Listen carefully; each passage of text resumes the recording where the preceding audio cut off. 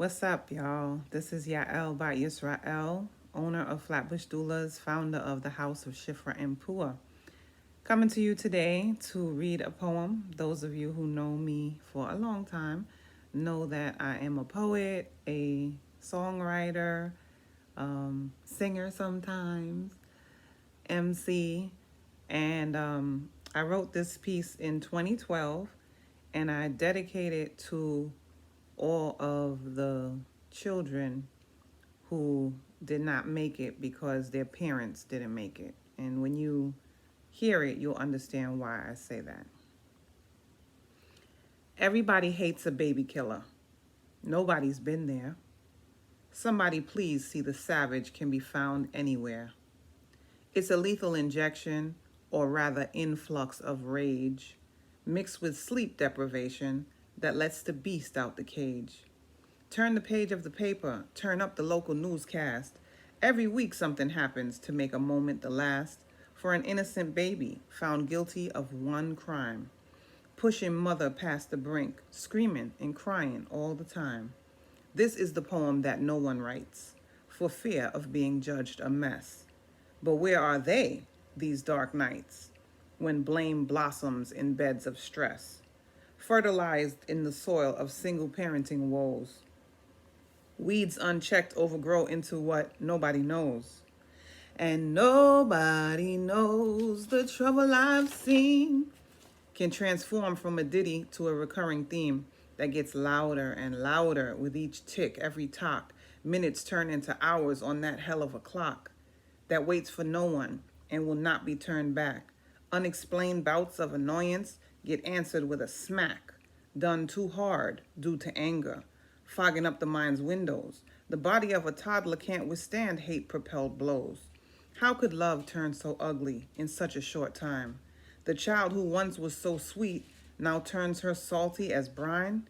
Let's just say it's what Trinis call taking God out of your thoughts and the overextended family with their reluctant support. Because let's face it, if you chose the birthing room over the hangar or the population control intended by Margaret Sanger, everybody's got their own problems, somebody might say, but nobody admits to turning mothers this way. Whether it's husband or boyfriend who has turned his back, grandmother or auntie not picking up the slack. Yet they all look so tearful on the Fox 5 report when the cries are long squelched after unthinkable last resort. Where were they when the hatred and resentment were building? Do they remember their own violence and verbal attacks on their children? The lessons they never taught on discipline and self-control, or how to transfer raw fury onto something you can hold, like a yoga posture, a pen, or a note of a song. It's so much easier to lay blame, labeling her savage and wrong. Reveal her temper or how she had so little knowledge of children's cycles and seasons because she dropped out of college. Even if she's upscale and otherwise a saint, the next door neighbor has a memory to paint of how devoted she seemed, and what a very great shock. If only they had known, they would have surely knocked on the door and provided a hug or nod of support. But the walls are so thick, and parenting is blood sport. We enter life bathed in blood and spend it trying to come clean of the pain we caused mama to raise papa's self-esteem, weekly fellowship and praise, empty sacrifice and tithes, powerless to help raise the cancer rotting inside. Walking time bombs set off when attention-starved children tripped the fuse that was short, and the explosion's what killed them. Can you judge a camel with a broken back? Count each kerosene-soaked straw before your fireside chat. Everybody stop playing and admit somebody stopped praying, and nobody ever had been meditating, so the beast within us all had ample food to grow. There is an instant gratification, and the results can be slow. Yet we each have the will, the choice to be a lifesaver. Let's light more candles for life and do ourselves a favor. The eternal is waiting for our return and repentance. Of us all avowed as one, let's go and ask for forgiveness and take action Do chants for a less violent world in honor and duty to all those dead boys and girls. I know it's dark. I know it's dark, y'all. I know it's dark.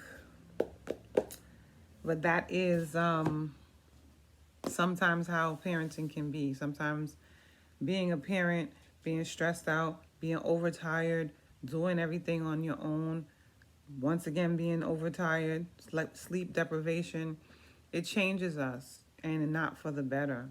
And so on today, I want us to think about that parent, that person who's a single mother, or maybe they have a spouse that's deployed, or maybe they're a single father, or maybe they're a couple, but one of the parents works all the time.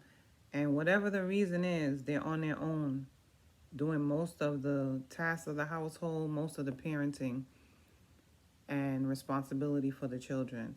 Think of them, and not only think of them, but think of how you can lend a hand to ease that burden so that as a community, we can go to more happy occasions and less sad occasions where we have to sit and think about if only we had done something to save our children's lives.